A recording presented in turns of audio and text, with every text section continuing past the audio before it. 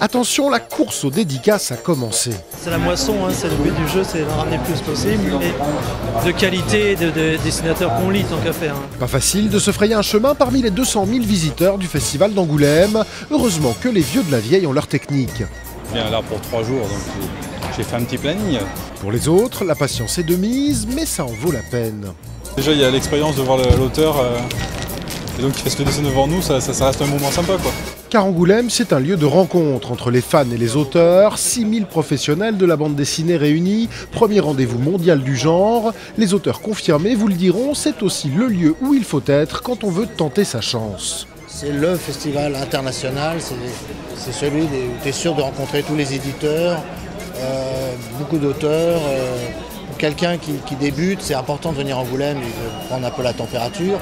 Et les esprits s'échauffent quand apparaît celui qui décernera dimanche les Fauves d'Angoulême, Art Spiegelman, président du jury, dessinateur de Maos, œuvre qui parle de la Shoah. Il est le seul auteur de BD détenteur du prix Pulitzer, et pour lui, une bande dessinée, ça doit avant tout faire réfléchir. Le siècle qui vient de débuter est placé sous le signe du déficit d'attention. Avec toutes les nouvelles technologies, la dernière chose qu'on va faire, c'est se concentrer. Et il n'y a que la lecture pour faire avancer notre réflexion et mieux nous faire discerner les choses. L'exigence est donc de rigueur. Les prétendants au prix d'Angoulême 2012 sont prévenus. Merci beaucoup. Merci.